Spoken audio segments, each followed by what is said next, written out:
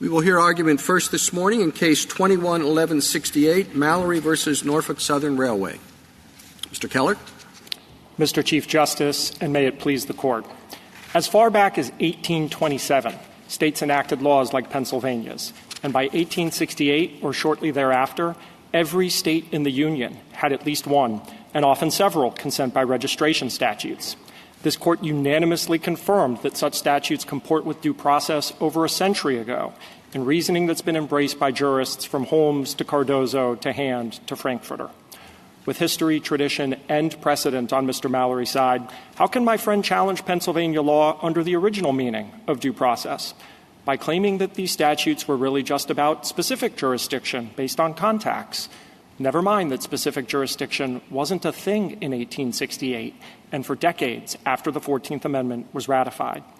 Anachronistically, importing the principles of international shoe into the ratification generation is my friend's maneuver, exactly what Justice Scalia counseled against in Burnham. That approach is not originalism. It's paying lip service to originalism, treating the doctrine as an infinitely malleable pretext to reach a policy outcome that Norfolk Southern and other big businesses prefer. But originalism is not a pretext. It's a neutral doctrine that aims to faithfully apply our nation's Constitution regardless of who benefits. Fidelity to the original public meaning of the 14th Amendment in this case means that the flesh and blood little guy wins and the Fortune 500 company loses, irrespective of the exaggerated parade of horribles that my friend trots out. And if those policy considerations did somehow matter, corporations are quite adept at making their views known to state lawmakers. And Congress has tools at its disposal, from removal to preemption, if it appears that the sky is falling. There is no need for this Court to short-circuit the political process in the name of the Constitution. I welcome your questions. Mr. Keller, if we were to look through history and only find a handful of states that had laws similar to Pennsylvania's, how would we know when there's enough history to support your position? That's a fair question, Justice Thomas. I don't know what the exact dividing line is, but fortunately here there are many, many states that had laws like Pennsylvania's, so I don't think it's close to the line. Perhaps Your Honor is asking about the fact that there aren't a lot of foreign cubed situations that come up in the case law, which is not surprising given the historical modes of transportation. But the text of these statutes is crystal clear. It applies to the foreign cube situation. That's what a lot of the cases say, even though the facts were foreign squared. And it doesn't really matter because we were in a consent-based regime that the facts aren't on all fours. So I think that's a pretty powerful indication that the states meant what they said when they enacted these statutes. And there are other indications of that. So, for example, many states had multiple consent by registration statutes on their books simultaneously. Tennessee, Michigan, and Indiana said that for insurance companies, you've got to consent to general jurisdiction.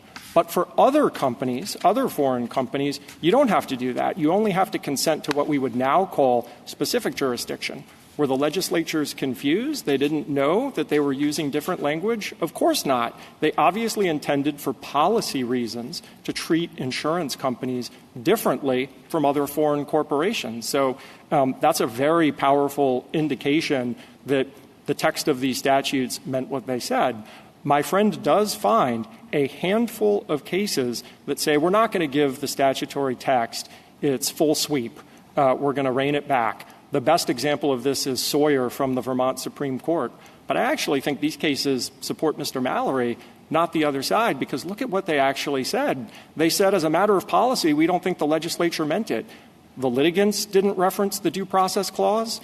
The courts didn't reference the Due Process Clause. Justice Wheeler for the Vermont Supreme Court says if the statute were even clearer, I would apply it. And no court in the United States finds a single one of these statutes unconstitutional until 1971. That's very redolent of the situation in Burnham. One final question. When we talk about consent, if you say that someone consented to waive their Fourth Amendment rights, you have an antecedent right under the Fourth Amendment. And there seems to be some disagreement here as to whether or not there is some right that a corporation has that is outside of or beyond or that is antecedent to the consent that we're talking about. So is there something that the railroad has that it's giving up, or is it simply a sovereign and a corporation entering into an agreement in order for that company, the corporation, to do business in the state of Pennsylvania? The contract analogy isn't perfect, but I think it's closer to the contract analogy. And I think, again, history and tradition supplies the answer. This is not the same context as the waiver of a Fourth Amendment right or other rights where we might require clear and knowing statements that you're giving up your right. The fact that every state did this and consent was the ground for personal jurisdiction, regardless of the category of statute, whether it was general jurisdiction like Pennsylvania's, whether it was general jurisdiction just for residents, which my friend doesn't really contest was constitutional, or what we would now call specific jurisdiction, they all did it the same way. File a piece of paper, appoint an agent to accept service of all process or process just for claims arising out of your agent's activity in the forum. So I think that history and tradition tells us that this was considered valid consent, and then you obviously confirmed that in 1917 through Pennsylvania Fire. Well, history and tradition move on, and as Justice Scalia said in the Daimler case, you shouldn't put heavy reliance on precedents from the Pennoyer era. Doesn't international shoe sort of relegate that body of cases to the dustbin of history? No, Your Honor. Two responses to that. I agree that history moves on, but my view is that the Constitution has a fixed meaning, and if the states used to have a sovereign ability to do this, unless the Constitution has changed through the Article V procedure, I can't really understand how they lost that sovereign ability, and I would respectfully ask my friend, identify the case that overturned Pennsylvania Fire. Don't just point to some general line of cases. What overturned it? Well, international shoe. I mean, the fact that they didn't have a footnote saying, all these other cases inconsistent with our approach have been overruled doesn't mean that they're any less no longer good law. International shoe, Your Honor, is completely compatible with this regime. International shoe expressly says it's talking about how to get jurisdiction over a non-consenting corporation. It leaves completely untouched the ground of consent. And so, yes, we were living in a Pennoyer world. In 1945, this court introduced minimum contacts as a way to ground jurisdiction, but it didn't supplant consent and other traditional means of establishing jurisdiction. That's what Justice Scalia's plurality opinion for this court says in Burnham. International shoe can live alongside those traditional means. So I don't think there's anything in international shoe that's inconsistent with consent by registration, which, again, is why no court in the United States found one of these statutes unconstitutional until 1971. Mr. Keller, I'm wondering what kind of consent you're talking about. So you say consent by registration. Let me give you a hypothetical. Let's say instead of the state saying registration as a foreign corporation, it instead said in its long-arm statute, doing business in the state. Is doing business in the state then consent by doing business?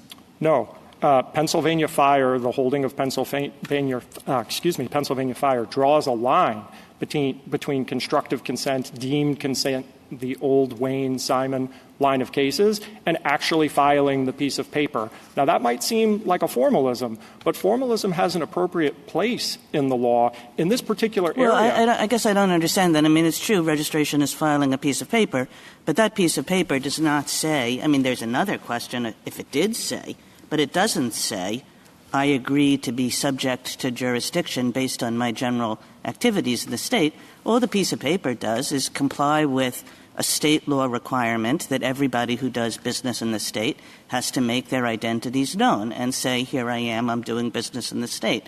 So where's the consent to jurisdiction in that? I think it's a little bit more than that. Historically, some of the statutes used words like consent or assent, but admittedly, most of them didn't. They said you have to file a piece of paper appointing an agent to accept service of all valid process with all writs and all claims that could be brought against your company by a plaintiff.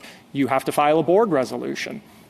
You When you file that piece of paper, that act of formality coupled with knowledge of the law, which nobody can contest that Norfolk Southern actually had here, is good enough. I guess what I'm suggesting is that this whole idea of consent by registration came about because it was, necessary in a pre-international shoe world.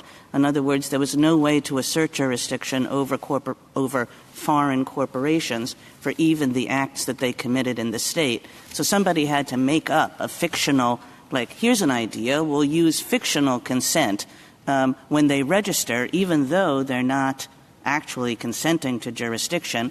We will deem it to be consent so that we can assert jurisdiction. Then international shoe, as the Chief Justice says, comes along and obviates the need for any such doctrines. Yeah, so I still respectfully disagree. Your precedent says that there's a difference between filing the piece of paper and not filing it. The not filing it but still doing business in the state, that's the fiction. That's the deemed consent. Filing the piece of paper matters. And let me offer two illustrations why I think that are related. Filing the piece of paper is actually important, and it's something that we take into account in this area of law. Let's look at your general jurisdiction jurisprudence, the modern doctrine, Daimler and Goodyear. Everybody understands the contacts-based approach to where the company has its principal place of business.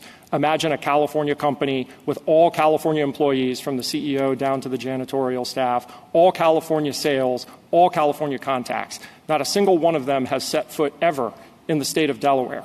The only contact that's going to ground jurisdiction for general jurisdiction purposes, if they are incorporated as a company in Delaware, is they filed a piece of paper there. That formality matters. If they hold themselves out as a Delaware company when they really aren't, they haven't gone through that formality, I'm not sure this court would say that any suit under the sun could be filed in Delaware and there would be general jurisdiction. Let's take another related example. Norfolk Southern is here and has standing before this court as a corporate person because it filed a piece of paper in Virginia that's probably collecting dust in the Virginia Secretary of State's office. Filing that piece of paper is how Norfolk Southern was born as a person. It's not born like us flesh and blood people, obviously. It's a legal fiction. The paperwork matters. That indicia of formality historically has significance, and that's a very useful thing in the law. Can you prevail on your historical argument without showing a settled practice of upholding jurisdiction by consent in what you called foreign cubed cases? I think I can, Your Honor, because even though it was a rare circumstance, the fact that it was foreign cubed versus foreign squared didn't matter in 1868. The only thing that really mattered was consent. And let's again go back to the category of statute that my friend doesn't really lay a glove on. There are many states, like New York, for instance, that said if you're a resident of our state, the company has to consent to general jurisdiction. And everybody thinks that that's okay. The only time that's going to matter is if the suit doesn't arise out of contacts in the state. Otherwise, those residents are in the same situation as the non-residents. So if that's okay, what's the constitutional reason that states like Pennsylvania have to discriminate against out-of-state residents? There is a long-standing principle in Anglo-American law that the courts are open to everyone. Now, I'm not saying that New York wasn't allowed to discriminate. No one has challenged that they could discriminate in favor of their residents. But lots of state constitutions make access to the courts a fundamental right, and they take it as a point of pride that it's open equally to everybody. So I don't think states like Pennsylvania and the many, many others that allowed foreign cubed situations were violating the Constitution when nobody thinks the states like New York were violating the Constitution. In your view, are there any limits on a state's authority to condition access to its market? There are limits. The unconstitutional conditions doctrine is a real doctrine. I think the focus of this court's jurisprudence has been on substantive limits, so depriving someone of their equal protection rights or their rights to private property or their rights to the First Amendment. I'm not aware of any case, and we can talk about more if Your Honors would like, as my friend's counterexample, but I'm not aware of any case that applies the unconstitutional conditions doctrine in the procedural realm. I'm not going to tell you you could never do it. There could probably be some example that's so egregious that you would be willing to extend it to that context, but it hasn't been done, to my knowledge, in your jurisprudence. I'd like you to talk about Morse. I was going to ask you about that. Why isn't that counter to your position on unconstitutional conditions? Because respectfully, Your Honor, I think Morse is not an unconstitutional conditions case. It's a preemption case. It's an early example of so-called objectives and purposes or obstacles preemption. What Morse was doing was it was interpreting Section 12 of the First Judiciary Act of 1789, where Congress said, if you're a defendant, you can remove if there's $500 in controversy and there's diversity. And what the court essentially said in Morse is that's both a floor and a ceiling, sort of a situation like Geyer. And so any restraint on someone's ability to remove where those two conditions are satisfied is a violation of the Constitution because of Article 6, Clause 2, the Supremacy Clause. Here's proof, I think, that that is correct. Go through the following thought experiment. Imagine that the First Judiciary Act of 1789 had said you can remove if there's 500 in controversy or diversity unless you've struck a deal through a registration statute with Wisconsin not to remove, in which case you can't remove. I think there's little doubt that this court would not have said Congress is not allowed to restrict a defendant's right to removal in that way. You don't have to go to the full limits of Article 3 diversity jurisdiction. We know that because of the amount in controversy requirement. We know that because of Strawbridge versus Curtis. Congress regularly amends the situations to limit the amount of Article 3 jurisdiction that would otherwise exist if you went all the way to what Article 3 countenances. So I don't think that Morse can properly be categorized as a true unconstitutional conditions case. And there are other clues of that in the opinion. The opinion says that you can't agree by contract to go to arbitration instead of court. This court has applied the Federal Arbitration Act many times, so that's obviously been abrogated. The opinion says you can't agree by contract to waive your right to a jury of 12 men. That has obviously been abrogated in a lot of different ways. So I don't think that Morse is actually an unconstitutional conditions case in the procedural realm. Mr. Keller, can I just ask you, because I might be looking at this in a very simplistic way. I'm thinking about waiver and whether that is really the kind of easiest framing for what is happening in this case. I don't see necessarily a conflict between international shoe and consent insofar as I thought that this court had determined that personal jurisdiction is an individual right and that individual rights can be waived, and consent is, as long as it's knowing and voluntary, is ordinarily the way in which people waive their individual rights. So am I just thinking about it in too simplistic of a way? No, Justice Jackson. I don't think it's too simplistic. The reason I gravitate towards the word consent is that's historically how courts referred to it. So that's why I prefer that nomenclature. But I don't think that that's too simplistic at all. That is, in a modern way, how we think about the personal jurisdiction right. It is waivable. That, by the way, is why there's no interstate federalism problem under Insurance of Ireland. So I don't think that your framing is very far off from the historical framing. And therefore, there's no necessary conflict between the international shoe holding or determination, because that's what you would have absent consent. That is correct, and that's what international shoe itself says. It says it's talking about the non-consenting corporation that can nonetheless be hailed into court whether it wants to or not. It leaves consent untouched. Counsel, when it comes to individuals, this court has said, to use your vernacular, triple cube situations are fine so long as you can tag the defendant in the jurisdiction. Correct. Under Burnham. So your friends on the other side have to come up with some reason for distinguishing corporations and why they get special treatment. And as I can discern it, that they've got two lines of argument. One, it's just not fair because our consent is fictional, even if we are present and doing considerable business in the state. And second is that unlike tag jurisdiction for individuals, you have a harder time finding statutes that support that historical tradition. And I understand your response on the second part. I'd like your response on both. But with respect to the second part, you point us to a number of statutes, but why wouldn't it also be relevant to look at how individuals were treated when we look at corporations? It's certainly relevant to look at Why should we distinguish between the two? Why is that even a relevant consideration? It's certainly relevant to look at how real flesh and blood people are treated. Obviously, the language of the 14th Amendment speaks to persons, and it doesn't create a higher grade of person or a person that's entitled to better constitutional rights because they were birthed by filing a piece of paper in Virginia as opposed to, being birthed by a mother at a hospital. So the constitutional text says that you shouldn't treat them differently, and modern notions of fair play and substantial justice suggest that you shouldn't treat them differently. Justice Sotomayor has talked about this, too big for jurisdiction. Now we're talking about too big for consent. I don't think that makes any analytical sense. And my friend's essential response is, well, tag jurisdiction won't happen that often because it's tough to find the individual at the coffee shop at Starbucks or whatever where the process server can meet them. That's not really an answer to say, well, we allow tag jurisdiction and it's really unfair, but it only impacts Mr. Burnham and a few other people. That logic as a constitutional principle doesn't have any resonance with me, respectfully. Mr. Keller, I'd like to take you back to a question that Justice Thomas asked very early about, do you recognize a kind of pre-existing right here, pre-waiver, that is. So is there a right of a corporation not to be subject to general jurisdiction just because it does business in a state?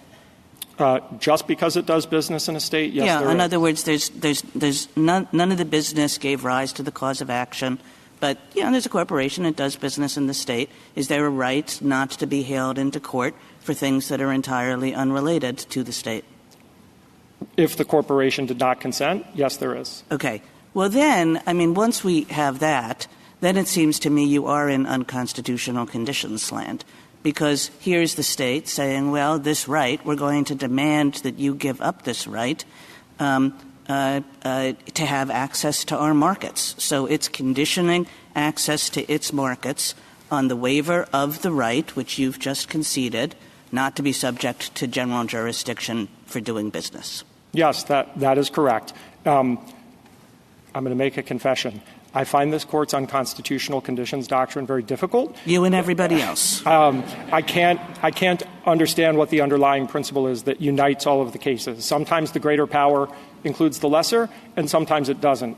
My first response would be history and tradition tells us that here the greater power includes the lesser, so it's not an unconstitutional condition.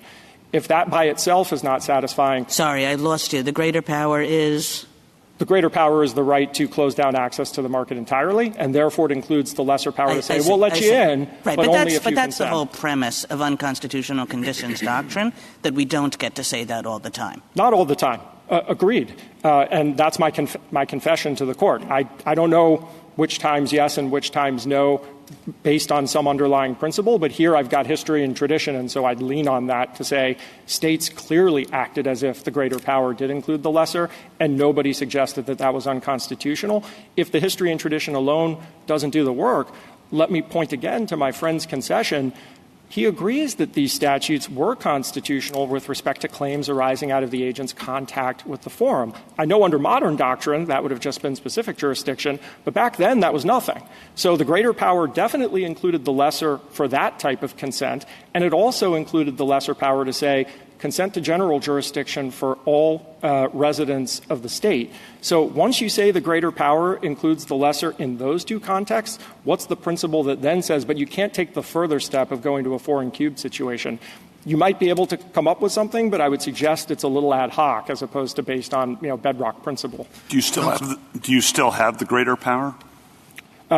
That is obviously a negative commerce clause question, so I won't dodge your question. I thought the Court's precedents made clear that the state does not have the right any longer to exclude out-of-state businesses from that state's market. I actually don't think that the precedent of this Court is clear. So then do you think a state, as we sit here today, does have the power to exclude out-of-state businesses from that state? Conditioned on consent to jurisdiction? Yes, I do. How about delete the conditioned on? Does a state have the power, as we sit here today, to exclude out-of-state businesses from that state's market? It depends on what conditions they're imposing. So not always, but sometimes. And this would definitely be one of the sometimes situations. I'm happy to go more into the dormant commerce clause. I will. I do want to say— But if you're linking the two things, the premise of your answer to Justice Kagan's question, as I understood it, was that there was a greater power to exclude. Yes. And without any conditions, just the state of Pennsylvania wants to exclude businesses from certain states from its market, or from certain kinds of businesses from its market. Can it do that? Yes. So the reason I accepted the premise is because the unconstitutional conditions doctrine always assumes you have the greater power, and then it asks, can you nonetheless have this lesser power even though you have the greater one? Your question is a separate one, which is, forget unconstitutional conditions, are all of these statutes unconstitutional under the negative commerce clause? The first point I'd make is, respectfully, that has not been briefed by myself, by my friend. It's an issue for remand, as Professor Sachs says. So I would suggest that we not get into, in great detail, the dormant commerce clause when the actual litigants to this case or controversy will have an opportunity to do so. Counsel, remand? I would have thought that your response would have been pretty simple, which is there may be unconstitutional conditions doctrine, but one thing that can't be a problem is treating corporations on par with individuals. Doesn't that cut the Gordian knot? I think it does, and it also cuts the Gordian knot to say— if tag jurisdiction was always permissible since time immemorial for persons, how can it be unconstitutional condition to say a corporation must abide by more or less the same rules as we require of individuals? Not only that, Justice Gorsuch, but also under Pike's balancing, we will show— Pike balancing. Don't worry, you'll like the rest of my answer. We'll see. Under Pike's balancing, the purpose of these statutes was to put foreign corporations on the same footing as domestic corporations with respect to the jurisdiction of the Commonwealth's courts. So I think that it would pass modern doctrine. I will also say Mr. Mallory reserves the right to argue below that there is no dormant commerce clause, and your precedent to the contrary should be reversed. So you're saying that it's the same — it passes unconstitutional conditions doctrine because it treats corporations historically both like persons and domestic corporations. Correct. Okay. Can I also ask about, just as a factual matter, it's not a total exclusion in this case, correct? That is correct. So it's just related to intrastate business, the condition? Also correct. Thank you. Are there any natural persons who are present at the same time in all 50 states? Of course not. If excluding a foreign corporation from the state would violate the dormant commerce clause, can you prevail? I can here, and you can say that the due process clause— Well, that really wasn't the question. Of course not. If these statutes violate the dormant commerce clause, then they're unconstitutional under the dormant commerce clause. No, I'm not talking about this statute. I'm talking about a statute that simply bars foreign corporations from operating in the state. Would that violate the Constitution? No, not based on the original public meaning of Article 1, Section 8 and Article 6, Clause 2. Yes, potentially under your precedent. One more question along those lines. The Solicitor General cites Davis versus Farmers Co-op Equity Company, 1923, which held that a registration statute similar to the one in Pennsylvania, fire, violates the dormant commerce clause. You didn't address that in your brief. Do you have anything to say about it? I do. The reason I didn't address it in my brief is because, again, my friend didn't bring up the negative commerce clause at cert or on the merits, and obviously we're litigants to a case or controversy, and the United States is a very persuasive friend of the court, but only a friend. But I'll address it now. The negative commerce clause precedent in this area is muddied. Professor Sachs talks about this in a cogent way in his amicus submission. You are correct that there is that case that the United States cites. There's also the Turt case, which is a subsequent case that distinguishes that earlier case. I think Turt is 1932. And it says in a situation where you have a railroad that has actually filed the necessary paperwork, even though I believe that was a foreign squared situation, not a foreign cube situation, there is no negative commerce clause violation. It's a very terse opinion. Once again, I'll be honest with the court. I can't actually understand what the distinction is that the court is drawing, but it distinguishes it. It's the later in time precedent of this court. And then a lot of this negative commerce clause jurisprudence doesn't really keep getting applied to these registration statutes because there's a regime shift with international shoe. So that's the state of the dormant commerce clause vis-a-vis registration statutes in the 1930s. Norfolk Southern is a big corporation, and big corporations like that can litigate any place in the country. So the practical consequences for them may not be so serious. But all corporations are not big entities. So take the case of a small company, a small corporation, someplace far away from Pennsylvania, and they ship some products into the state based on Internet sales. Put aside the question of specific jurisdiction. What are the consequences if all of the states can condition the shipment of some products into the state, which they regard as doing business into the state, on that little corporation's consenting to general jurisdiction? Yeah. So it's not clear that small business would actually have to register under Pennsylvania statute, but I'll concede, to not fight the premise of your question, Pennsylvania could amend its law and actually require them to register. I wouldn't back away from that. The consequences, they'll have to make a choice. Are they willing to subject themselves to the general jurisdiction of the Commonwealth's courts or choose to forego Pennsylvania's market? And I recognize the policy implications of that, but sovereigns have this prerogative, and it hasn't changed since 1868. Thank you, counsel. Just one question. The price of doing business in Pennsylvania is to consent to jurisdiction. What if the price were $100,000?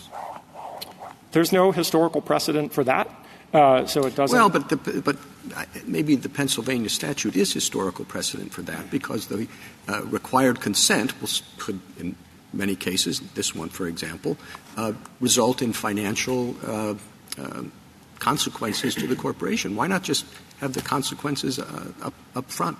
Put the $100,000 and the however many millions Pennsylvania will be able to extract into some fund to help people who are injured by out-of-state corporations. Can I ask a question about your hypothetical, Mr. Chief Justice? Okay. Okay. Thank you. Appreciate your indulgence. Does the state require domestic corporations to pay the same penalty or fine or what? No. That would probably be unconstitutional under Hanover Fire as a violation of the Equal Protection Clause. Well, I still don't think it would be a due process violation, but it would be an equal protection violation. But what is the difference in substance? Because being sued in Pennsylvania is going to increase the costs on the corporation, particularly if it becomes an attractive forum, since a lot of corporations will have had to register. I'm not sure whether it will increase the costs. That's an empirical question that I admittedly haven't analyzed, but I think it's a very different thing to say you're going to be subject to the jurisdiction of our courts. Pennsylvania has a Republican form of government and guarantees that the oldest continually operating court system in the United States is going to mete out impartial justice, and saying, if you want to do business here, it's $100,000, but we don't impose the same requirement on domestic corporations. I think that's different. Thank you. Justice Thomas? Justice Alito? I have just a couple of questions. The complaint notes that the petitioner lived in Pennsylvania from 2005 until his retirement, and that he was diagnosed with cancer in 2016. Was he diagnosed in Pennsylvania? No. He wasn't treated there. So this is – okay. That's number one. Number two, you've answered that we shouldn't address the Dormant Commerce Clause because it wasn't addressed by the court below, and I accept that. But how about the unconstitutional takings condition? The constitutional scholars who have put in a memo here, Professor Sachs goes on the Dormant Commerce Clause in support of that. The constitutional scholars say that that there is an unconstitutional condition if there's no sovereign interest that is served by a condition. Do we have to deal with that here, and why wouldn't we deal with that here? Well, and what's your answer to that view? Though I think the Dormant Commerce Clause is separate, and I appreciate you accepting that is for remand, I do think you have to deal. I don't know if I've accepted it. Okay. But I accept your answer. I was getting too ambitious. you accepted my answer. I do think you have to address, Justice Sotomayor, unconstitutional conditions. That issue has been properly joined by the parties. I think you should, again, I very much appreciate the green briefs, but for the most part, the litigants to the case or controversy should define the scope of the unconstitutional conditions issue that you address. But I don't see how the sovereign interest principle applies with respect to consent to personal jurisdiction. Insurance of Ireland, I think, makes this point very clear that once you've consented, the sovereign does have an interest in adjudicating the dispute. And I think it's notable that that opinion for the court was penned by Justice White, who's the same Justice White. I'm sorry, which case are you referring to? Insurance of Ireland. Thank you. Same Justice White, of course, who penned Worldwide Volkswagen, which has the common language about what the Due Process Clause means as an instrument of interstate federalism. He says, yeah, but that doesn't apply when we're talking about consent, because once you've consented, whether it's waiver or, other language. In equal protection, a state can impose a condition if it has a rational basis to do so. Correct. All right? Tell me what the rational basis is for requiring consent when there is no sovereign interest. I accept that the sovereign interest might get you past specific jurisdiction needs or minimum contact needs, et cetera, because that's pretty clear. Yeah. But what's the rational basis for this? Forgive me for interrupting you. This answer is going to sound old-fashioned, but sovereigns often thought that they had a very compelling interest in opening the doors to their courthouse for anyone, resident or foreigner, and they would mete out justice if they saw a wrong and attempt to right it. That's one of the great gifts of the Anglo-American legal system. I think it's one of the great gifts of our independent judiciary. Many state constitutions write that in as one of the fundamental rights of persons, that the courthouse doors are going to be open to anyone. So the state's interest is we want to give our residents a forum against these dangerous railroads or these insurance companies that do things nationwide, even if it has no connection to our forum. And then, exactly as you said, rational basis, this isn't strict scrutiny, and we're going to stay true. Except you just gave it away.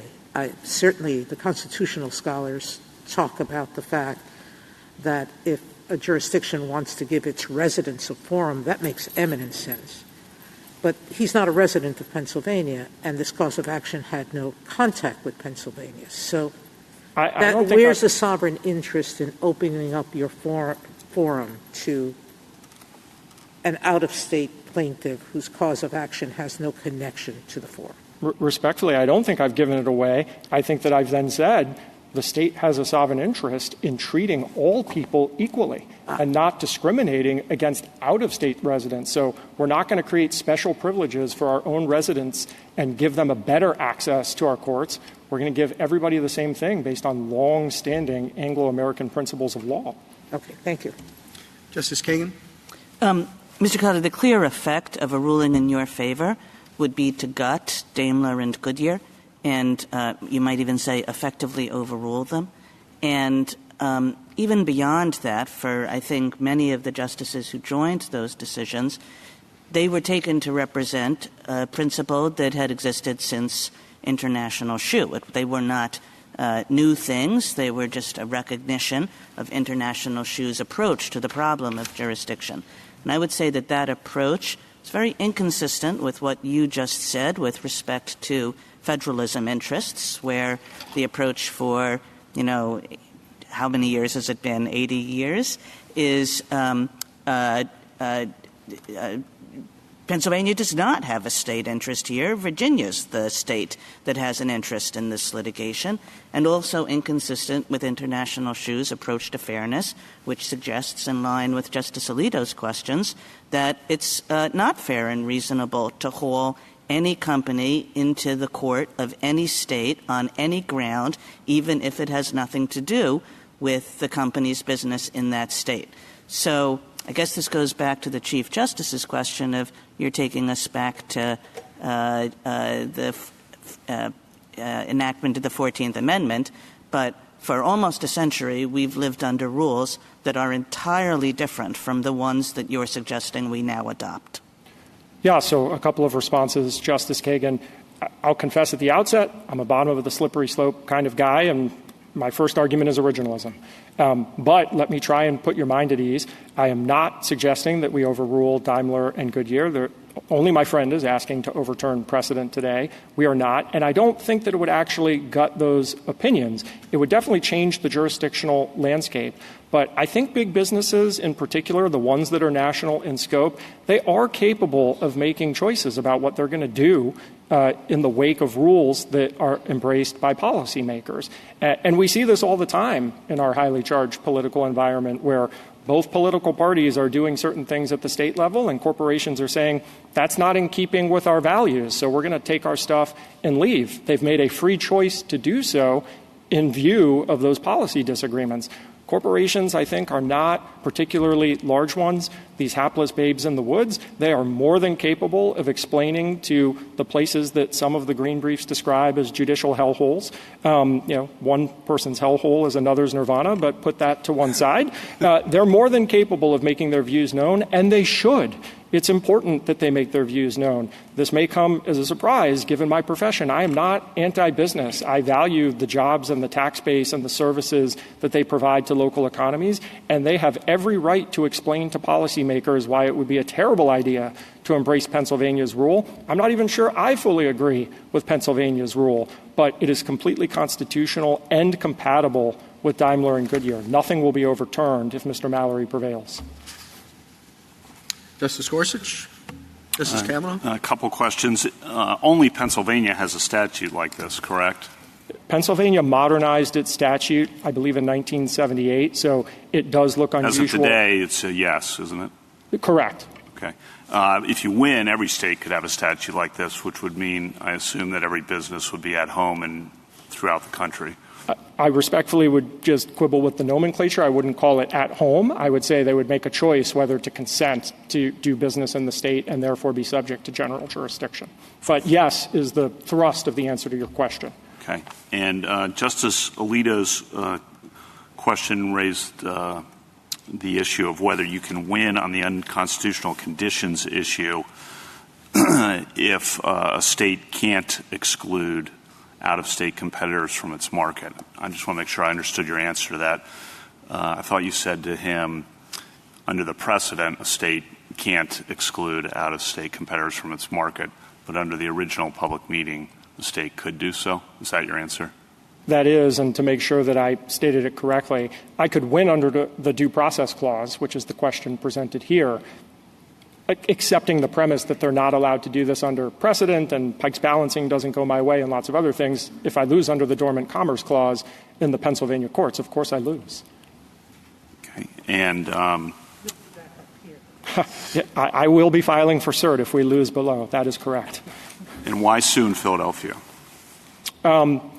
So, as was noted by Justice Sotomayor, Mr. Mallory used to live not in Philadelphia, in Pennsylvania, and his lawyers are from there. The union lawyer who initially solicited for this case and then made a referral, both of those counsel were in Pennsylvania, in Philadelphia, but I won't pretend for a moment that those ground jurisdiction. They have nothing to do with jurisdiction. Those contacts are not sufficient to create jurisdiction.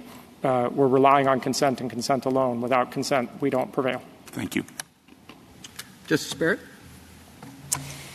So your argument about the original meaning of the 14th Amendment depends on a lot of statutes that you cite from the time. And let's just say that I might not read all those statutes the same way that you do, and one batch that I have some trouble with are the ones that have to do with service of process. I don't think those necessarily represent consent to general jurisdiction, because having an agent who can accept process in a state could be, say, for a specific jurisdiction, putting aside whether or not, and the government says not, the ideas of specific and general jurisdiction, the government says that, yes, those ideas of specific and general jurisdiction, unlike your position, did obtain at the time. Why do you think that we should accept your argument that these service of process statutes are like consent to general jurisdiction?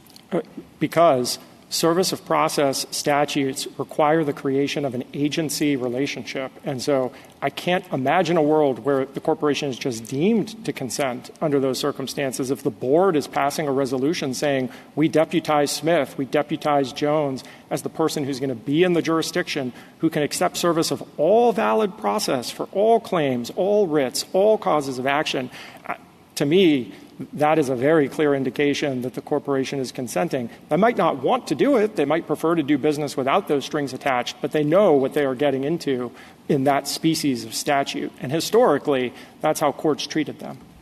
Thank you. Justice Jackson? Yes. Going back to Justice Sotomayor's question about the sovereign interest, I sort of thought that the interest was apparent in the condition that so many people seem to have problems with. That is, that a sovereign wants to open its doors, courthouse doors, to its residents if they have disputes with companies that are doing business in the state. That the doing business in the state part of it does the important work of making it related to the state, as opposed to just having a statute that opens the courthouse doors to sue any corporation, period.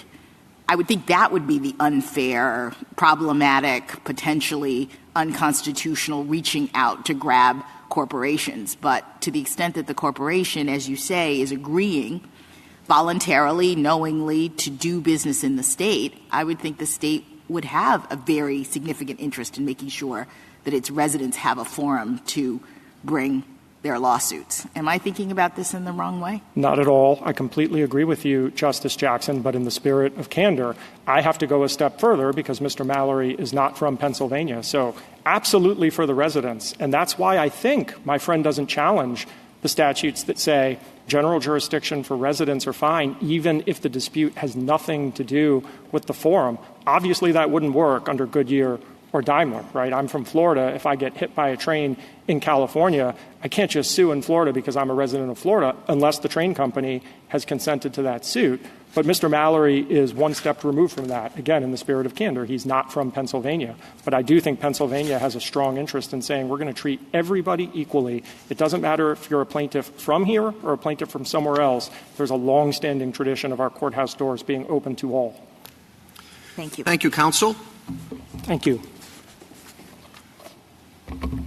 Mr. Phillips? Thank you, Mr. Chief Justice, and may it please the Court. I think it's worth making sure we're all on exactly the same page in terms of the facts of this particular case. All we have here is a lawsuit by a non-resident of Pennsylvania against another corporation against a corporation that is a non-resident of Pennsylvania on a cause of action that arose outside of the state of Pennsylvania. And under the way this Court looks and has interpreted general jurisdiction in Daimler, that would say that it would violate due process to hail my client before the Pennsylvania courts. The only basis on which the plaintiff argues you should ignore the precedent in Daimler is because there was a sheet of paper filled out by which my client registered to do business. Now, there's been a lot of talk about doing business, and there's no question that Norfolk Southern does a substantial amount of business in the state of Pennsylvania, but that's not what the statute requires. All this statute requires is that you fill out a registration in order to be able to do business in the state. Once having done that, you have then consented to general jurisdiction in all cases. So if you go back to Justice Alito's hypothetical of the single guy who's actually to take the case that the Court used in one of the earlier decisions about duck decoys in Maine. If somebody wants to ship duck decoys from Maine into Pennsylvania, hasn't even done it yet, but nevertheless decides out of an abundance of caution, I'm going to register to do business in the state of Pennsylvania. What you're saying is, under those circumstances, you have consented to being sued on actions that have nothing to do with Pennsylvania, and indeed in circumstances where you have not even done any business in the state of Pennsylvania. Now, my friend's argument on the other side of that is to say, yes, but Pennsylvania has this enormous interest in allowing everyone to access its courts, and which is fine, except, first of all, in defense of this litigation, the state of Pennsylvania didn't defend this statute, and second of all, no other state has adopted a statute like this one in any time within the modern memory of people. And so, therefore, this statutory scheme stands alone. So to answer Justice Kavanaugh's question, is it alone? Yes. And if this Court affirms the decision of the Pennsylvania Supreme Court, the only effect of that will be to end a statute that the state of Pennsylvania doesn't care about and that no other state has come here to defend under these circumstances. Well, Mr. Phillips, I'm sorry, have you passed your time or not? It started flickering. Can't the same thing that you just said be said about tag jurisdiction? What sense does it make? Somebody's on a train between Washington and Boston and switches trains in New York and somebody tags him there. Right. The answer to that is, I don't know how much sense it makes. They come from two very fundamentally different traditions. Tag jurisdiction has been recognized for time immemorial, continues to be recognized both at the framing of the Constitution, framing of the 14th Amendment, and up to this day it continues to be. So it's not only the history, tradition, and the practice that tells you that tag jurisdiction is permissible. By contrast, corporations, while there were these statutes, first of all, if you read the Chamber of Commerce brief, it'll tell you there's no statute and no case prior to the 14th Amendment that would cover what Pennsylvania does here. But even if you take the handful of the smattering of statutes that come out after that, that doesn't come anywhere close to the kind of tradition and practice that this Court relied on, or at least Justice Scalia's plurality opinion relied upon in deciding that that was appropriate. And part of that's because, as somebody asked, corporations otherwise exist everywhere that they do business.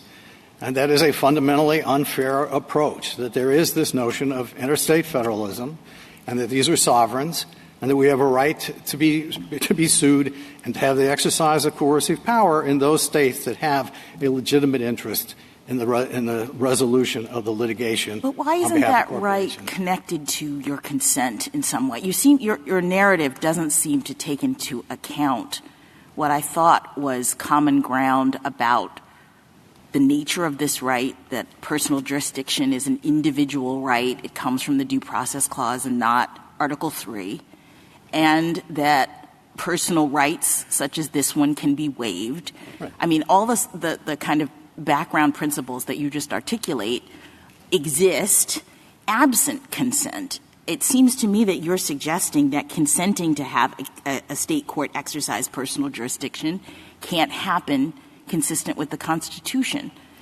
Well, it can clearly happen. Obviously, if we could have consented to this lawsuit. So why isn't it happening in a situation in which you knowingly file the registration and it's clear from the law that when you choose to file the registration, you're thereby consenting? Well, that's not the normal way the Court thinks about consent or waiver of fundamental constitutional rights.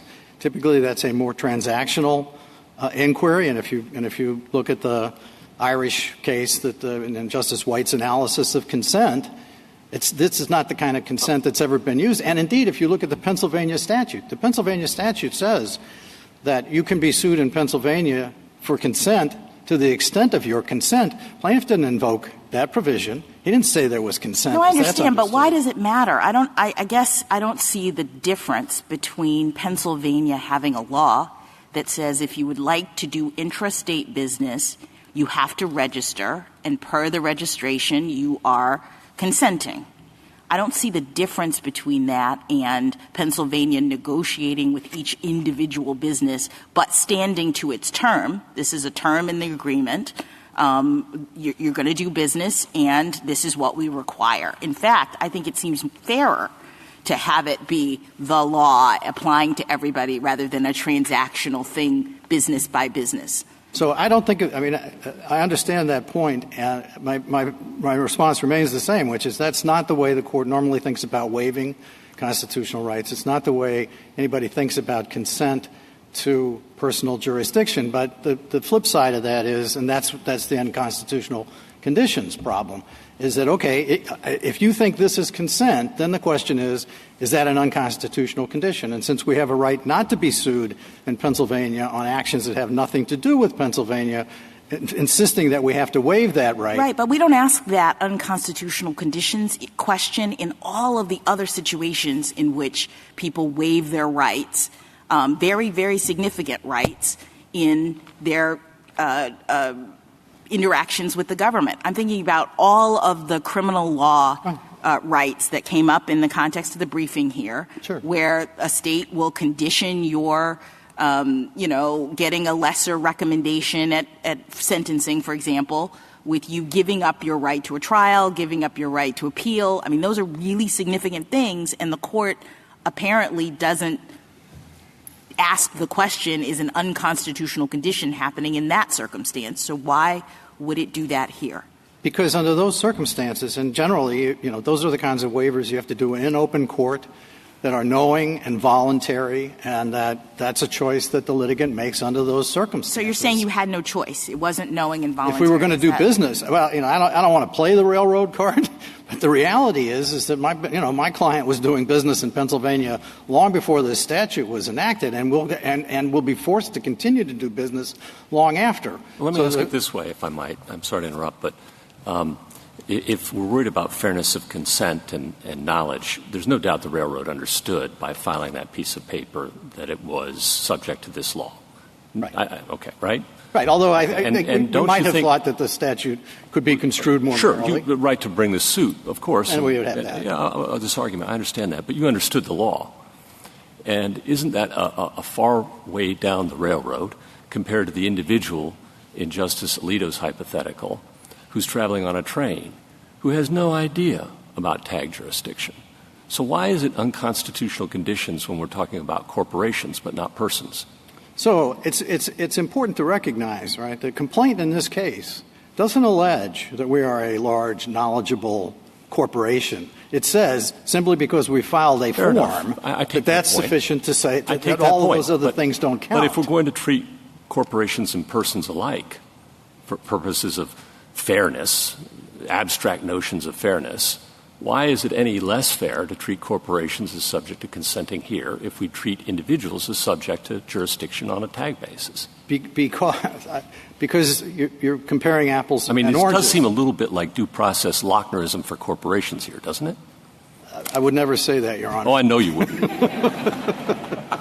No, but what it looks like is that there is a fundamentally different historic tradition dealing with individuals than there is with corporations. That may be good or bad, but it is a fact. So on that, if corporations are really special, how about the foreign squared circumstance?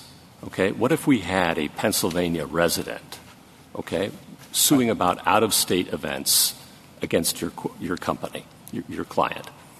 What then? Would that be permissible consent in those circumstances? This Court has pretty consistently said that the inquiry under the Due Process Clause with corporations is to look at the relationship among the defendant, the state, and the litigation. And I'm just giving you that the plaintiff's residence doesn't play a role in that analysis. So the answer, I think, would be the same. But obviously, that's not this case. The same being that consent would be insufficient, right, despite the historical tradition there?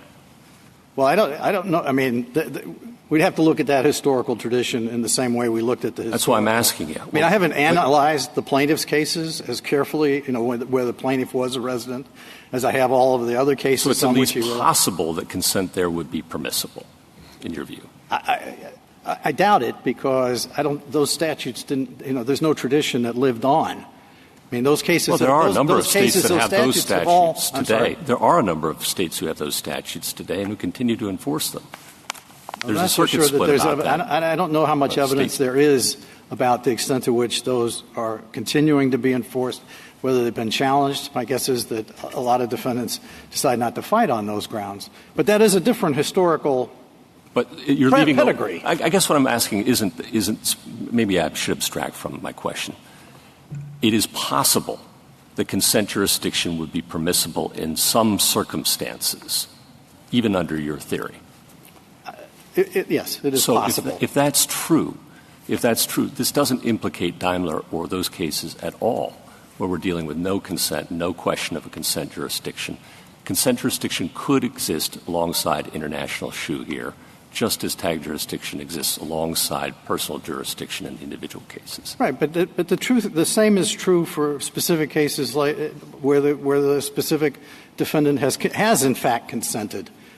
Comes in and defends, enters into an agreement with the party to defend under those circumstances. Of course, consent can in fact live in the international shoe world, but that's not the circumstance we're talking about here. I think the first line of defense ought to be, this is not consent in the sense that anybody thinks about consent.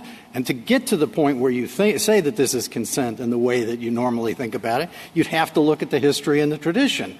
And if you look at that history and, you have a smattering of state laws that tell you something, I think Justice Barrett was right. Service of process, I would argue, doesn't get you home because it's pretty clear under those circumstances that they want to make sure that if they have one of their residents injured in their state or anybody injured in their state, that they can respond to that and, again, open the courts. I'm sorry, Counselor. I think I'm now finally understanding. You don't accept the SG's position that takes – well, I think you admitted that historical case law permits consent by registration to cases arising from doing business in the state, correct? No, not from doing business. If the case arises from something that happened in the state. If there's an injury, but you don't need consent. Exactly. In that situation. But so those statutes you're saying are unnecessary. Having consent statutes that require you to have. Right, Justice Sotomayor. You're saying. Right. I think so that's why those statutes went into disuse. So what you're basically, the position you're taking is, even when the state has a separate sovereign interest, the way the government has argued, like giving its residents a forum, you're basically saying due process would not permit that express consent. Well, actually, Justice Gorsuch, I would have to look at the historical pedigree by which you got there. All right. Can I ask you, in Daimler that I disagree with the Court's jurisprudence in the non-consensual. I'm hoping you'll come around, Justice Sotomayor. It's very doubtful. And I'll tell you why, because your case shows it to me. We have one of the amicus that tells us that you had more miles of railroad track and more employees in Pennsylvania than any other state, even Virginia. So except for the fiction of you having your incorporation in Virginia and you choosing artificially to say this is my principal place of business, in fact, you are doing the most business of anywhere else in Pennsylvania. So what logic does it make to me to say that you cannot consent, because you were already doing business in Pennsylvania, you had 3 railroad yards, you had miles and miles of trains and miles in employees. How can I say you were coerced into signing a general jurisdiction waiver? I can see where we might have a doctrine that says in an individual application there's coercion. But I can't see how we could say there's coercion for a company in your situation. Well, I don't think there's any question about the coercion. I mean, we are required to register in order to do business there. We were already doing business there. Well, you've already and as a condition said, of, I'm sorry. You have already said the state can coerce you into signing a waiver for an accident that happens in Pennsylvania because they don't need the waiver. They don't need the waiver. They don't need consent. So you're basically saying there's no sovereign right to ask for any consent, ever. Ex ante, yes. I think that's exactly the position I would take. I would say after the event and the litigation that might arise, it would be perfectly okay. Can I make one other point in response to Justice Sotomayor, though? Justice Gorsuch? Yeah, please. Just, I recognize that as a matter of judicial notice, you can say that Norfolk Southern has these contacts with the state of Pennsylvania, but realize that none of that is in the complaint in this case. There is no allegation of anything other than that we do business in interstate commerce. And therefore, the only basis on which jurisdiction is is invoked in this particular case is the fact of having filled out a registration form. So I would argue that even if you individually want to think about a case somewhere down the line where that's the issue, I would say in this particular case, those facts are irrelevant to the proper outcome of this, because that's not the theory on which the plaintiff brought the case. Candidly, it can't be the theory on which the petitioner is going to try to set aside what the Supreme Court of Pennsylvania did in this case. I apologize. Thank you for allowing me to. No. Okay. Mr. Phillips, would it make a difference to you if the registration form had been explicit about the consent? So, you pointed out, listen, all we did was fill out a registration form. Justice Kagan pointed out earlier to your friend on the other side that it might be a different case if there was a form that had some explicit consent. Would it matter to you? No, it wouldn't matter to me. It would make it more arguable as to whether consent existed. It would still put you squarely in the position where it's consent that's extorted by the state in order to litigate issues where the sovereign has no interest because there's no contact. What if the state gives a benefit and says corporations that consent to general jurisdiction, we're going to waive the registration fee. Let's say it's $1,000. You don't have to pay the fee as long as you consent. At the end of the day, I don't know at what point you can say that it sort of washes out, but at the end of the day, you're not allowed, the unconstitutional conditions principle says you cannot insist that we give up our right not to have to be hailed into court by the coercive powers of the state of Pennsylvania. Well, why is that insisting, Mr. Phillips? I don't understand. It sounds like an exchange. It sounds like the state is saying if you would like to do business in the state, you don't have to do business in the state. You can, as your friend on the other side said, make a choice. You don't have to come here, so it's not coercive. It's just a term in the agreement that we're making with the businesses that come to our state. And I understand it's not negotiated individually, but surely a business who doesn't want to be held to that standard could go to the legislature and ask for an exemption. You have options to try to get around it if you would like to, but you don't have to do business in the state. So why is it coercive? So, again, I'm a little reluctant to play the railroad card here, but it's not as though we actually have a choice whether or not we're going to do business in the state of Pennsylvania.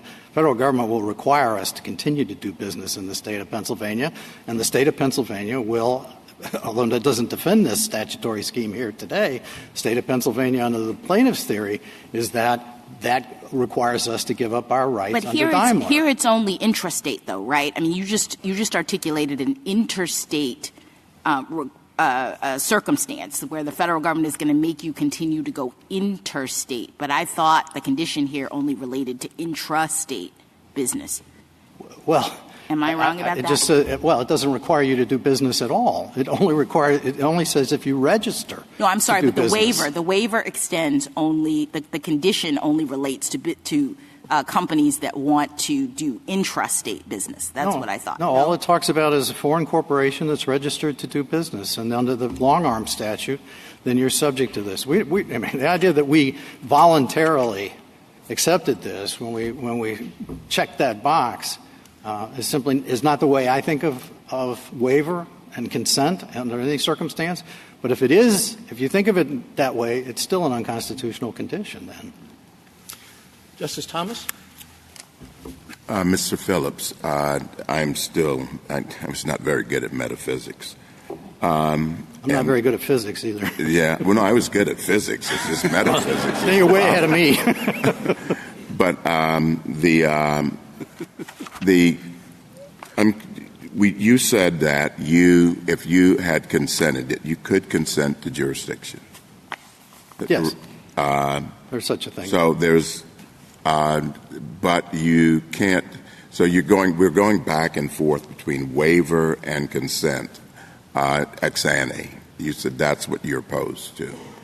And at some point, some of the argument, it sounds as though, well, this wasn't a voluntary waiver.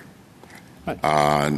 And then at other times it sounds, well, we can agree to this, and it's not so much a waiver, but it seems to satisfy due process requirements.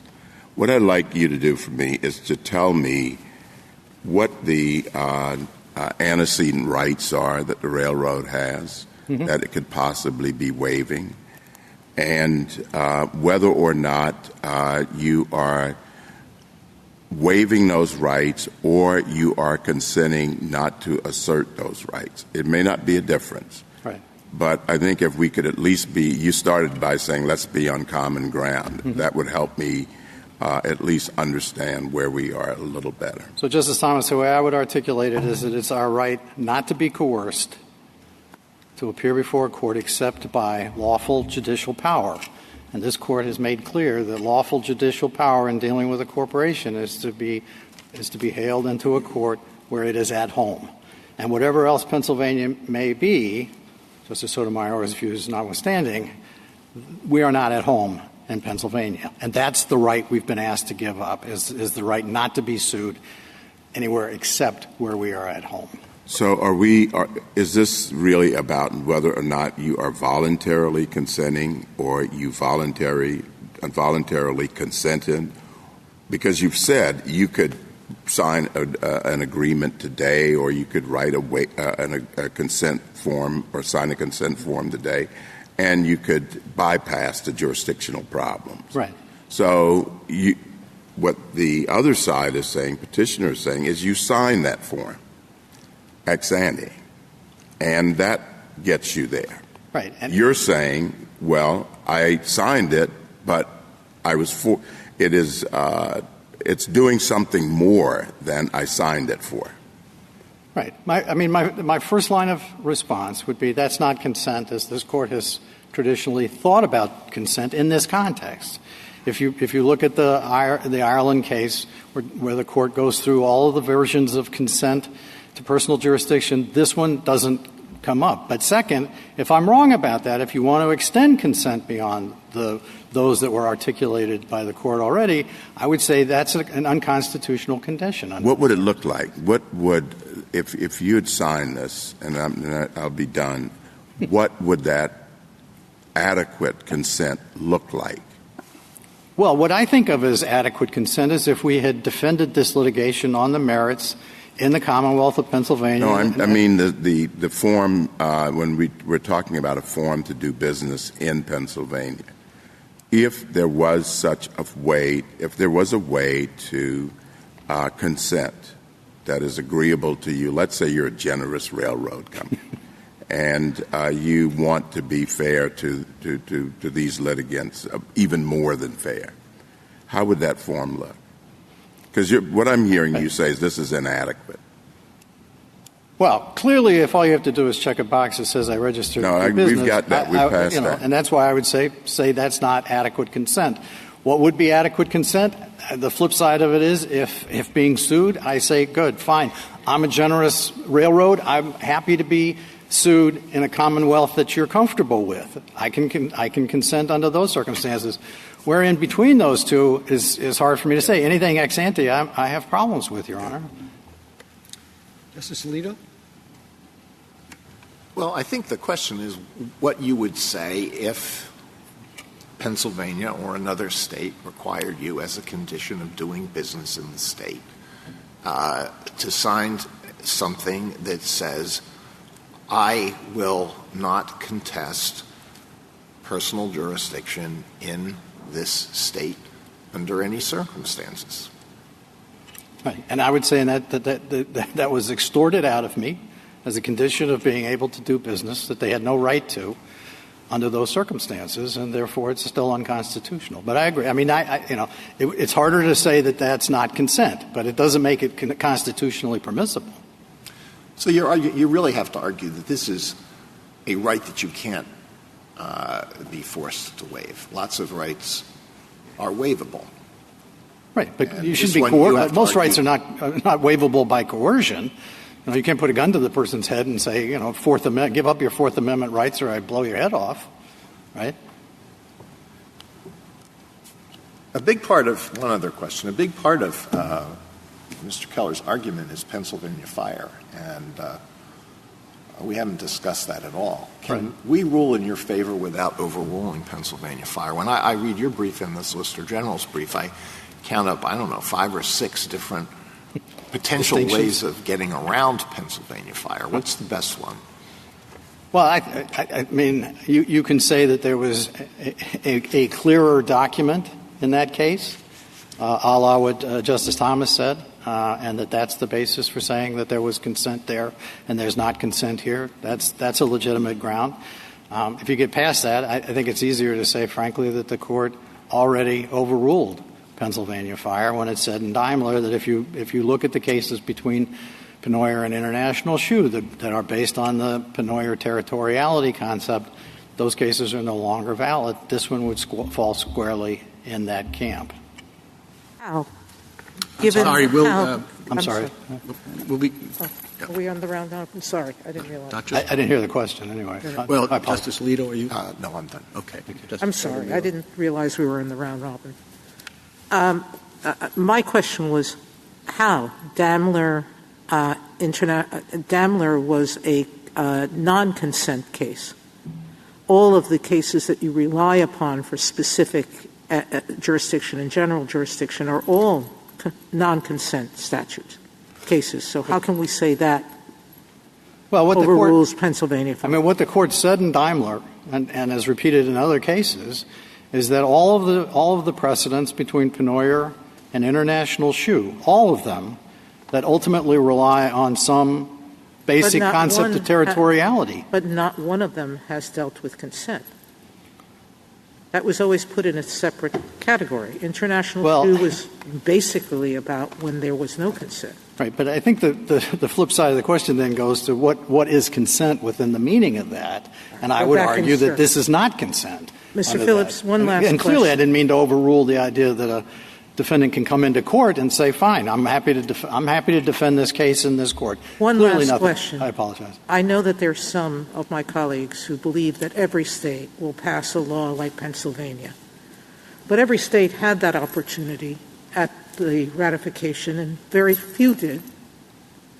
Others had more limitations. I suspect today that very crowded courts are not going to want 4-cubed cases to come to them and will continue having their laws as they are.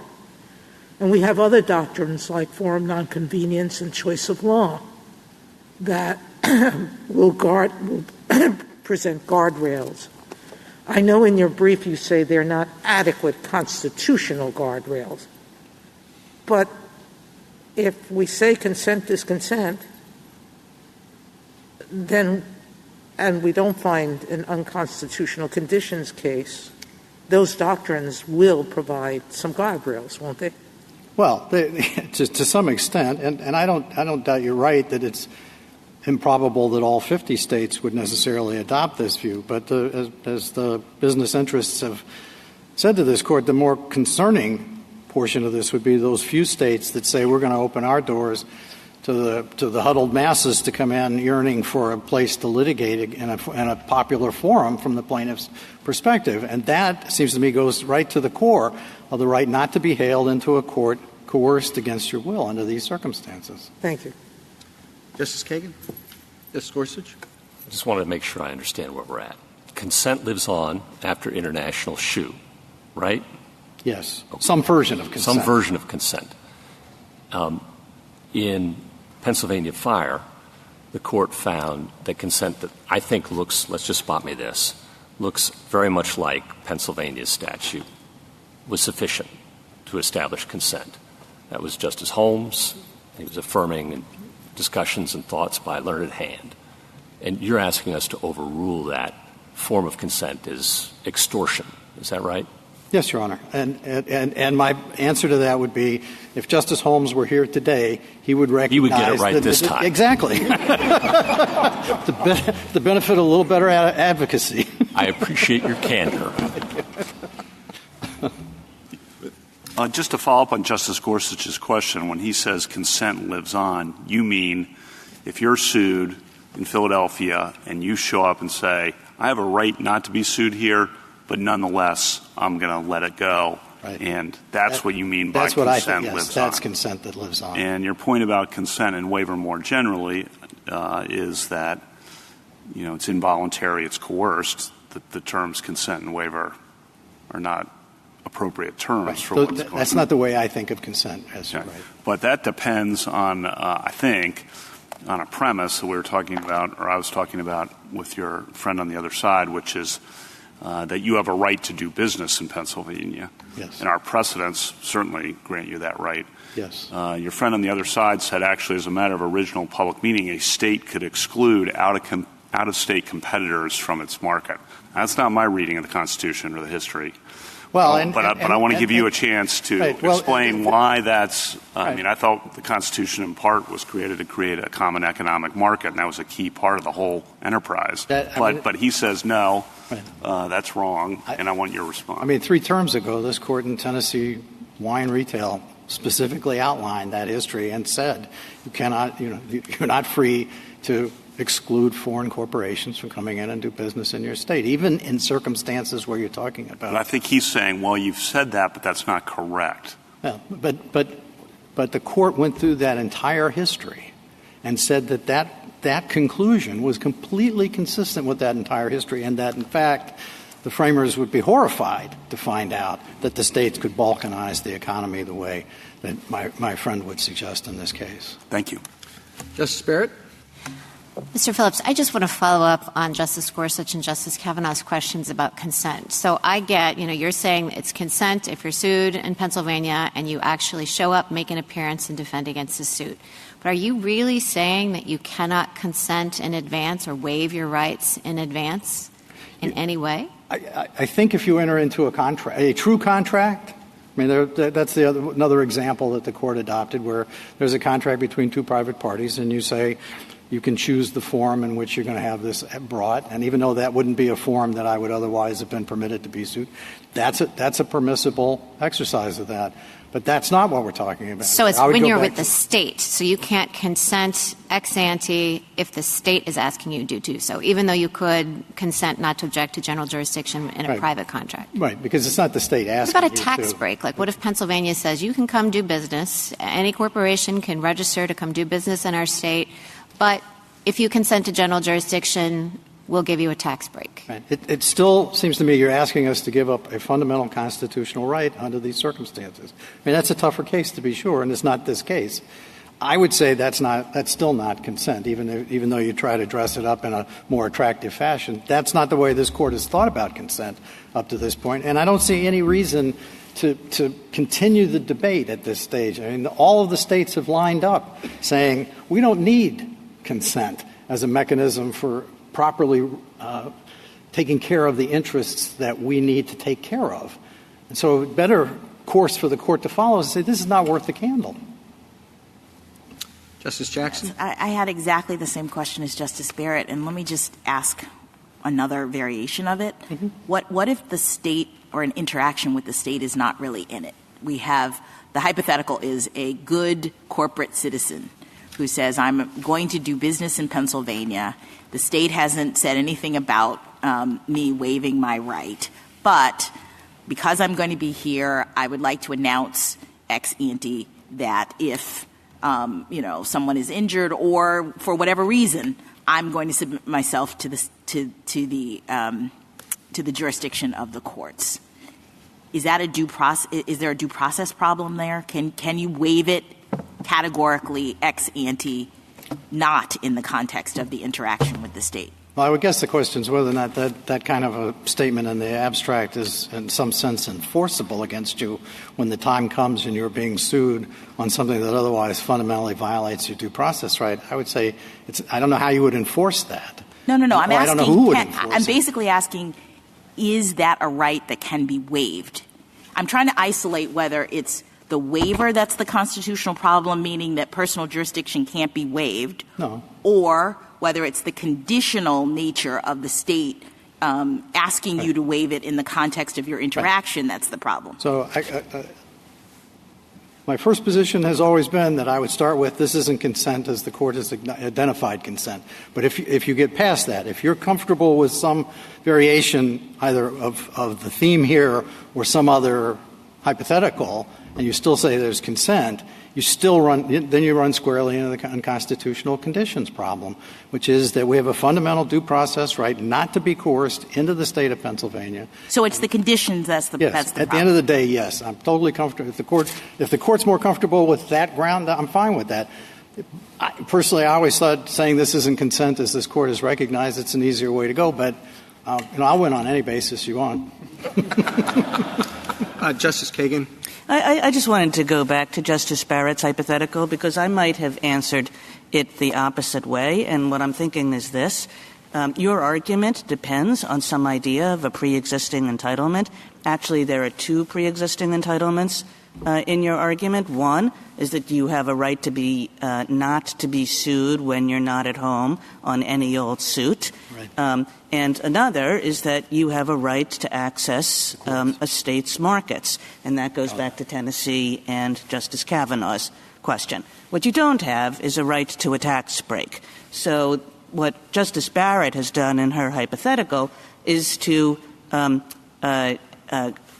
leave the world of entitlements and go into the world of something that you're not at all entitled to. So if the state says, hey, we're going to give you a tax break if you agree to be subject to jurisdiction, that's a different question. That's an exchange. That's a contract. That's fair and square because there's no entitlement to the tax break. But there is an entitlement to access every state's markets. I don't feel strongly. I mean, as I said to her, that's a different case.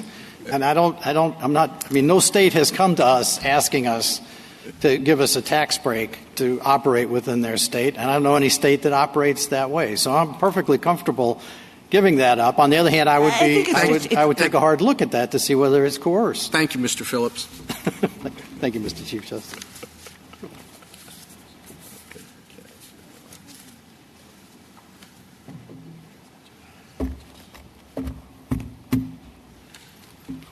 Mr. Gannon? Mr. Chief Justice, and may it please the Court. Petitioner's theory of general jurisdiction on the basis of supposed consent is inconsistent with all of this Court's recent cases about general and specific jurisdiction. It is also inconsistent with the principles underlying the Court's cases because it would allow Pennsylvania to inject itself into a suit that implicates only other states' interests. And it would threaten international comity by doing the same thing to foreign corporations doing business in the United States. My friend says all that's irrelevant under the 14th Amendment's original meaning, but his reading is not supported by the historical record. In the latter half of the 19th century, this Court repeatedly described corporate consent as valid for causes of action arising from in-state contracts and transactions, and many state courts in that era imposed such a limit even when statutes were unlimited on their face, as indeed the Pennsylvania Supreme Court did here. This Court should also reject petitioner's jurisdictional free-for-all. I welcome the Court's questions. We've had quite a bit of discussion about waiver and consent, and I remain confused. Would you be able to comment or to at least give us some clarification as to how you see consent in this context? I hope so. We think that, first of all, of course, defendant can waive the personal jurisdiction objection. The Court held that in Insurance Corporation of Ireland. And so we know that this defense, this personal jurisdiction defense, is waivable when there is actual choice. The thing that is different here isn't that it's ex ante versus in an individual case. We think it's the fact that it's not an actual choice that's being made by the defendant. It's being done under the coercive pressure of the state that is otherwise withholding a constitutional right that the defendant would be entitled to. And that would be, as Justice Kagan was pointing out, first of all, the constitutional right not to be hailed into Pennsylvania courts to litigate a case that has nothing to do with Pennsylvania under Goodyear, Daimler, all of that under the Due Process Clause. There may also be other constitutional rights under Dormant Commerce Clause, as have been discussed, but aren't within the scope of the question presented. Can I just ask you, though, because I take Justice Kagan's point, and I think it's a very good one, that we're talking about two different kinds of constitutional rights that are being implicated. But I thought that the right not to be sued was a due process right, and the right to access the state's markets was coming from, like, the Dormant Commerce Clause. It wasn't a due process right. And to the extent that you can waive the due process right, isn't that just what we're talking about here? So you might still have, as your friend on the other side acknowledged, some kind of dispute or debate over the the dormant commerce clause in the situation in which Pennsylvania is making it a condition.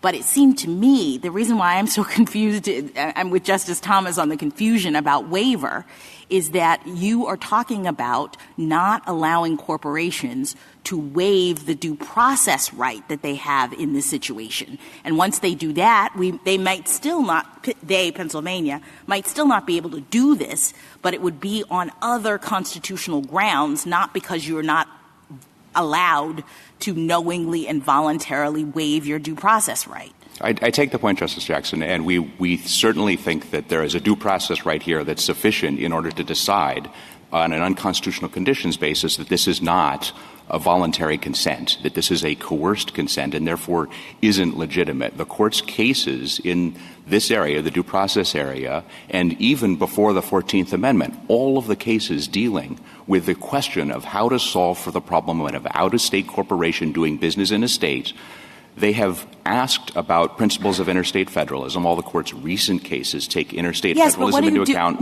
What do you do with the International Corporation of Ireland case, which made very clear that the due process right was a personal, individual, waivable thing, and it was the federalism part you're talking about was not really being protected by this due process right? Well, it is being protected by the underlying due process right not to be hailed into a forum that has no interest in the suit. That doesn't mean that the defendant can't still waive it. And Insurance Corporation of Ireland acknowledged that there's waiver, the other cases have allowed forum selection clauses. If you waive it, you don't have the right anymore. But the point is that the right was not to be hailed into a forum that has no interest in the suit. And unwillingly.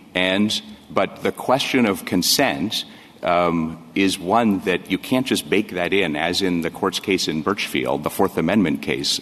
The Fourth Amendment was mentioned earlier, when you could consent to a search or the blood draw for blood alcohol testing in Birchfield, but the Court held that it had to draw the line. Once it had concluded that you had a Fourth Amendment right not to be subject to criminal proceedings on the basis of refusing to do a blood draw, the fact that you notionally consented to that blood draw wasn't going to evade your underlying Fourth Amendment right. And what I was trying to say here about the right that is at issue in all of the Court's cases that have continually recognized the importance of interstate federalism, even since Insurance Corporation of Ireland, not just Goodyear and Daimler, but all of this goes back. If you go back to the first important case that we cite, Lafayette Insurance Company, which is about the question of how to deal with an out-of-state corporation, that case is talking about whether it is inconsistent with, quote, rules of public law which secure the jurisdiction and authority of each state from encroachment by all others.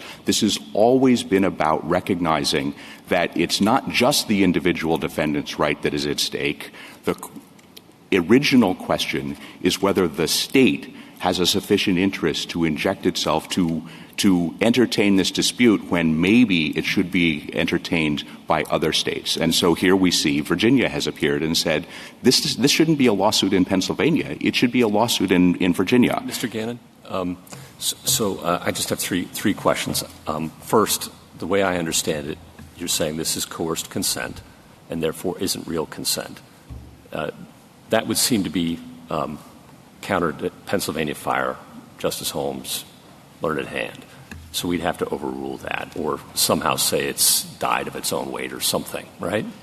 Because that was a statute pretty much like this. We don't dispute that the statute in Pennsylvania Fire was sufficiently similar here. We think that in many ways Pennsylvania Fire has been has been superseded by multiple doctrines. We have to do something with Pennsylvania Fire. Yes. Okay. We agree. We think that it doesn't have vitality under multiple strands of the Court's case law, including some that predate international shoe. Got it. All right. That's one. Two, Justice Barrett's hypothetical. If there were a benefit provided to the out-of-state corporation in exchange for signing this form, would that take care of the problem? And if so, won't Pennsylvania and other states just enact that and we'll be right back here 3 years from now? Well, I think it will depend on how coercive the condition is. And so under the unconstitutional conditions doctrine, as the Court summarized in its Kuntz opinion, there needs to be a nexus and rough proportionality between the condition that's being imposed and the right that's being waived. So that would be a question for another day that we'd have to decide, and it might be okay. It might be okay, depending upon what is the nature of the gratuity. It's not something that you otherwise have a right to. I take the point of the hypothetical. But then there still is the question of whether it's related. And so in the case of all the waiver of criminal rights, individual trials, which Justice Jackson mentioned earlier, those are all related. This is a condition that's completely unrelated to the lawsuit by definition because it's a foreign cubed case. Okay. There's no relationship between the waiver and the right at issue. That leads me to my third question. Let's suppose this were a foreign squared case rather than a foreign cubed case. And so Pennsylvania had a resident who had been injured. Would the consent here then have to be analyzed differently?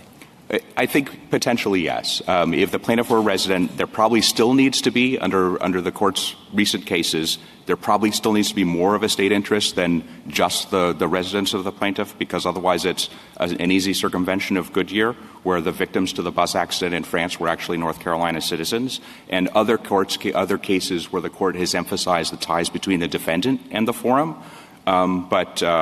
And there aren't just interstate federalism concerns there. I mean, just. But there would come a point somewhere between everything happening in state and everybody being in state, and everything happening out of state and everybody being out of state, where consent like this, under your theory, would be permissible.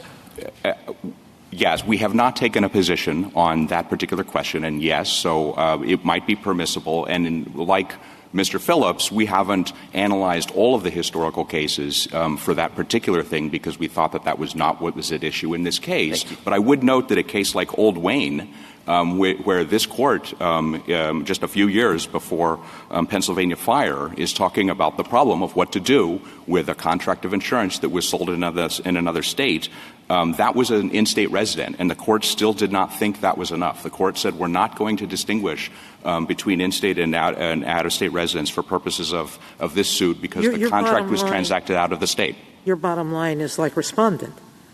There's no real consent.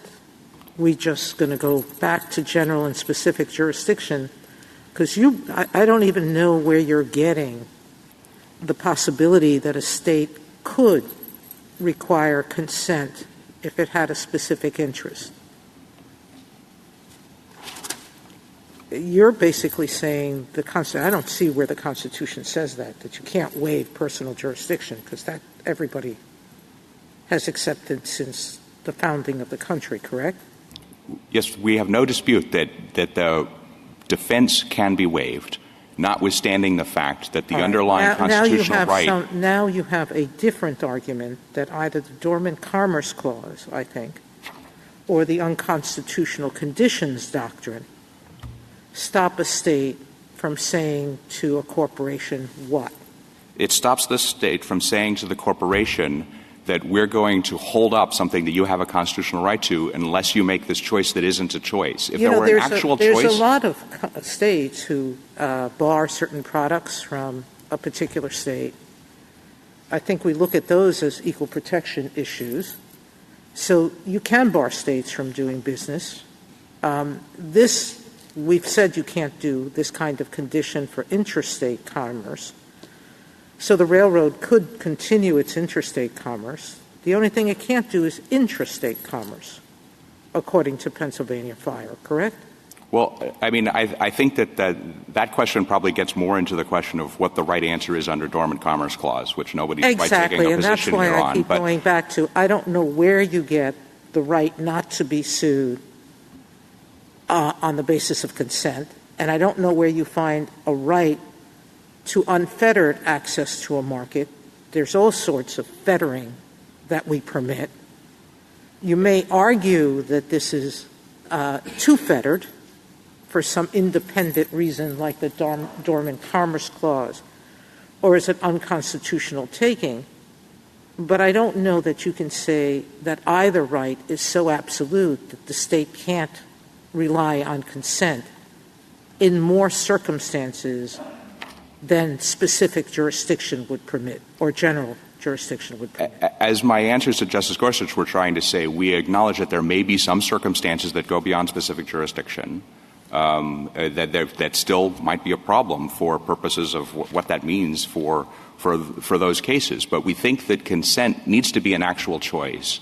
And when it's done with this coercion, it's not. But that doesn't mean that it can't be done ex ante. I think that the hypothetical in the reply brief that says if the corporation required if the state said that a registration filed on blue paper would include this consent, but it didn't require registration to be filed on blue paper, is you could file on blue paper, you could file on non-blue paper.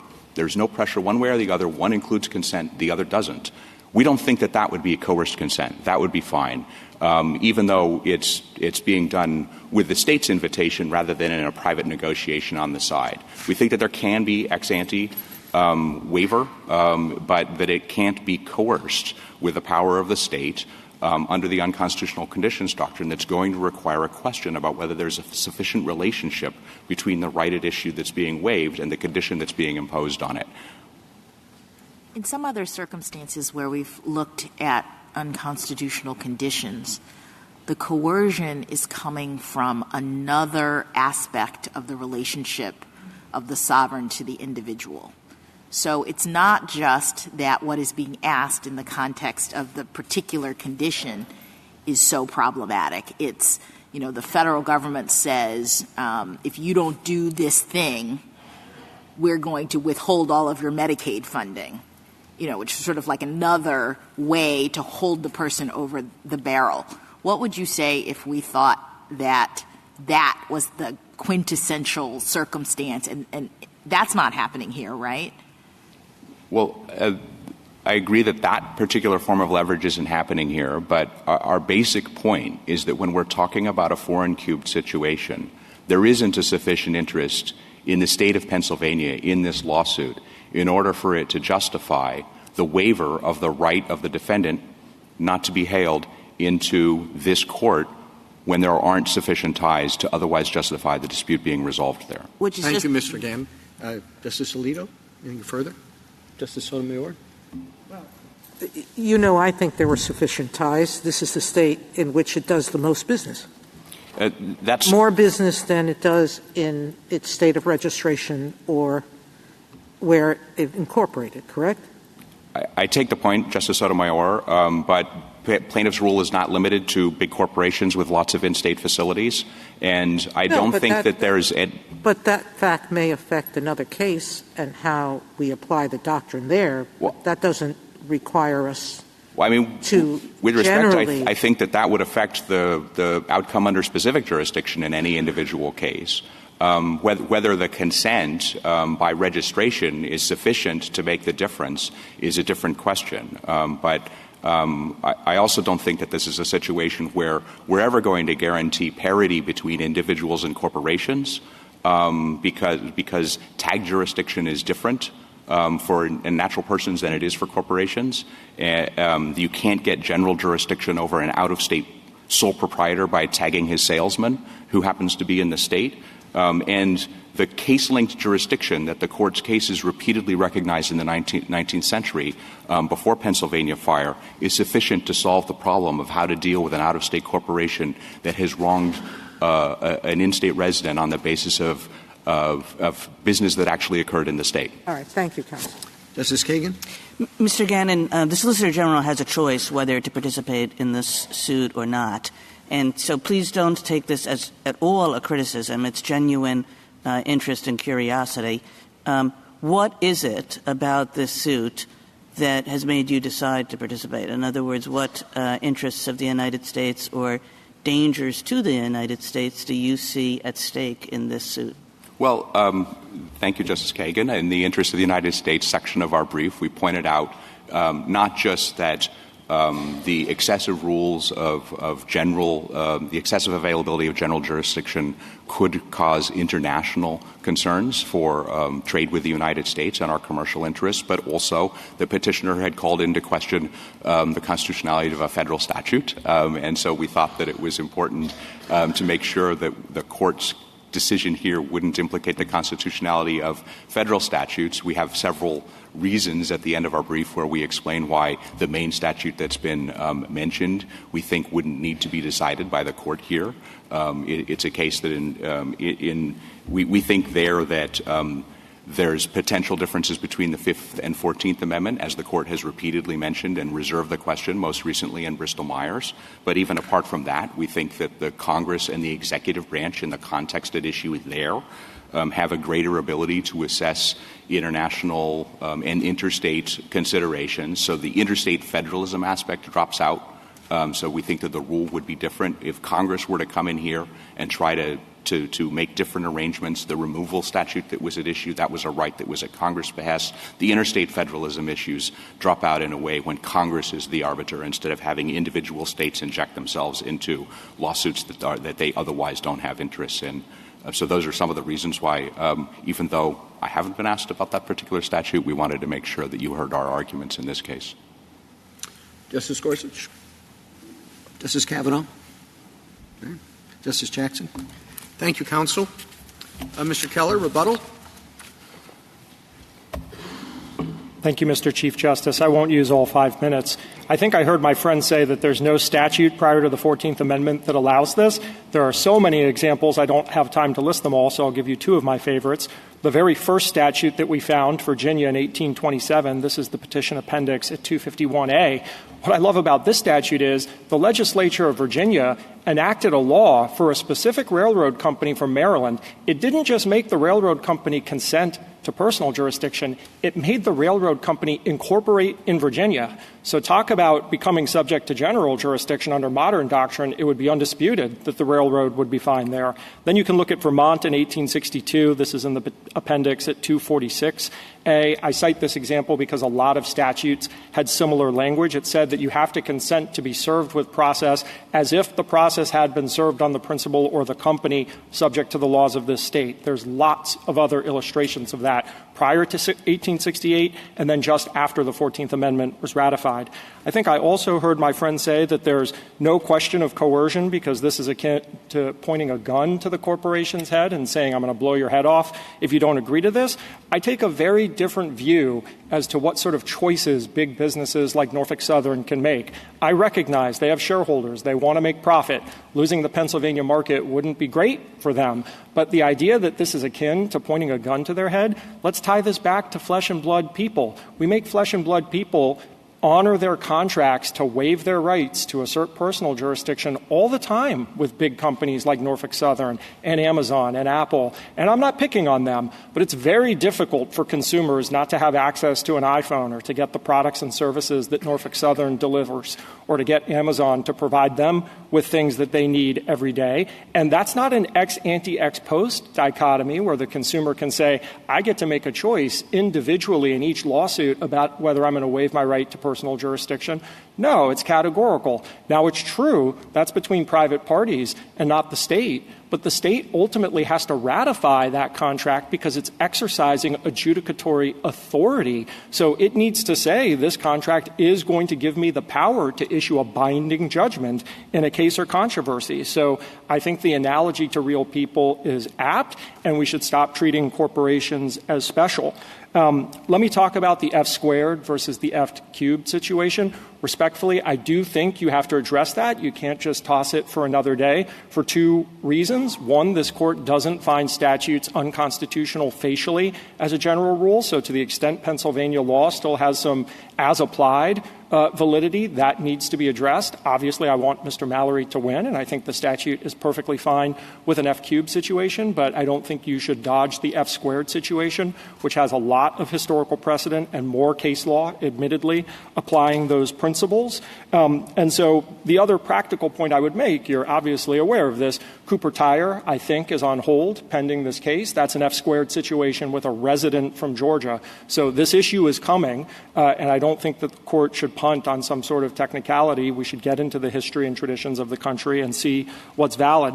The final point I would make, Justice Kavanaugh, I completely agree. A purpose of the union was to allow national markets. No one is disputing that Congress has power over commerce between the several states. My only point is they have to affirmatively exercise it. There's no dormant state of the Commerce Clause that then has preemptive effect under Article 6, Clause 2. And then back to Justice Jackson's point, the statute here talks about intrastate businesses that are doing business in Pennsylvania having to register. So that's already been accounted for. Thank you, counsel. The case is submitted.